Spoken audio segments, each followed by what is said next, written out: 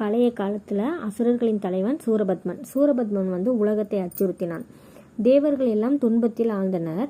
அப்போது சிவபெருமான் அருளால் முருகப்பெருமான் அவதரித்தார். முருகன் தனது வீரத்தால் சூரபத்மனை எதிர்த்து போரிட்டார். அந்த போரில் சூரபத்மன் தோற்கடிக்கப்பட்டான்.